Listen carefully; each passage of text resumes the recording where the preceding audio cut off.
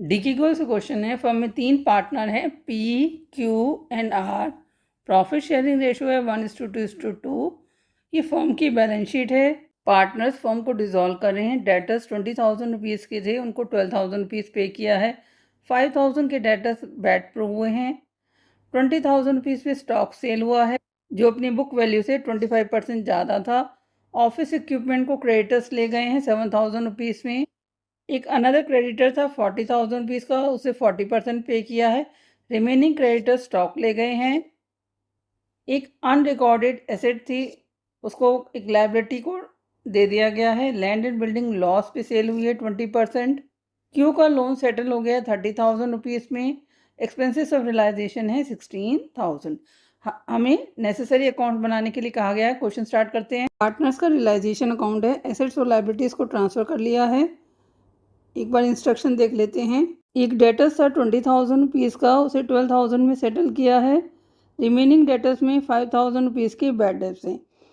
Total debtors से 60,000 rupees के, इसमें से 20,000 डेटर्स को कितना मिला है 12,000, तो बैलेंस डेटर्स कितने हैं 40,000। इस 40,000 रुपीज़ में से 5,000 बैड है तो उसको हम माइनस कर देंगे, तो बैलेंस कितना मिला होगा 35,000। तो टोटल पैसा कितना मिला है 12,000 प्लस में 35,000। बैंक अकाउंट पैसा मिला है डेटर से 47,000। स्टॉक के एक पार्ट को 20,000 रुपीज़ में सेल कर दिया गया है जो 25% है more than book value. Stock sale हुआ है 20,000 रुपीज़ में। एक क्रेडिटर 7,000 रुपीज़ का था, उसने ऑफिस इक्विपमेंट को एक्सेप्ट कर लिया है। जब भी किसी लाइबिलिटी के द्वारा किसी एसेट को एक्सेप्ट किया जाता है तो हम उसकी एंट्री नहीं करते अगर उसमें कैश इन्वॉल्व नहीं होता। 40,000 रुपीज़ की क्रेडिटर्स को हमने 40% पे किया है, तो नेट अमाउंट कितना पे किया होगा 40%, 16,000। तो इस 16,000 की हम एंट्री करेंगे। रिमेनिंग क्रेडिटर्स जो थे उनको स्टॉक दे दिया गया, इसमें भी कैश का इन्वॉल्वमेंट नहीं है तो हम इसकी एंट्री नहीं करेंगे।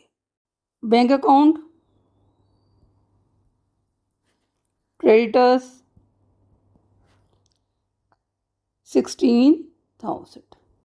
अनरिकॉर्डेड एसेट को एक लाइबिलिटी ने टेक ओवर किया है तो हम इसकी भी एंट्री नहीं करेंगे क्योंकि इसमें कोई कैश की डीलिंग नहीं हुई है।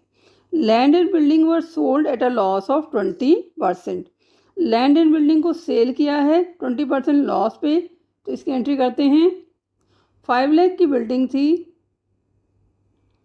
20% लॉस पे सेल हुई है, तो कितना लॉस हो गया 1 लाख रुपीज़। माइनस कर देंगे तो नेट अमाउंट कितना आएगा 4 lakh. Land and building 4 lakh, total मिला है 4,67,000। क्यू का लोन सेटल किया है 30,000 रुपीज़ में। क्यू का लोन कितना है लाइबिलिटी, इसमें बैलेंस शीट में 40,000 रुपीज़ का। सेटल कितने में हुआ 30,000 रुपीज़ में हुआ, तो हमें क्या हुआ 10,000 रुपीज़ का गेन हो गया। तो कहाँ एंट्री करेंगे रियलाइजेशन अकाउंट में। पार्टनर के लोन को हम रियलाइजेशन अकाउंट में ट्रांसफ़र नहीं करते, इसको हम अलग से बनाते हैं कि उस लोन अकाउंट बैलेंस कितना था 40,000 रुपीज़। पे किया है हमने बैंक अकाउंट 30,000, तो प्रॉफिट कहाँ जाएगा रियलाइजेशन अकाउंट में 10,000।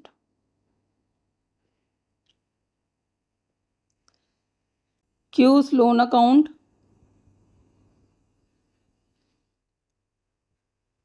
10,000। रियलाइजेशन एक्सपेंसेस पे किए हैं, आर ने एंट्री करते हैं। Hours capital account 16,000। क्वेश्चन में जितनी भी एसेट्स थी उनकी हमने एंट्री कर ली है। लाइबिलिटीज़ में बैंक ओवरड्राफ्ट है, इसको पे करना है, पे कर देते हैं। बैलेंस निकालने से पहले हमेशा जितनी भी लाइबिलिटीज़ हैं उनको चेक करना है, कोई भी लाइबिलिटी छूटनी नहीं चाहिए। डेबिट साइड का टोटल ज़्यादा है, इट मीन्स फर्म को लॉस हुआ है 8,50,000। Loss transfer to partners capital account 1,10,000। Transfer कर देते हैं। P, Q and R profit sharing ratio है 1:2 22,000, 44,000, 44,000। पार्टनर्स कैपिटल अकाउंट ड्रॉ करते हैं। Balance BD 1 lakh, 2 lakh. R ने रियलाइजेशन एक्सपेंस भी किए थे। Realisation account 16,000। लॉस हुआ था फर्म को। Realisation account 22,000, 44,000। बैलेंस निकाल लेते हैं।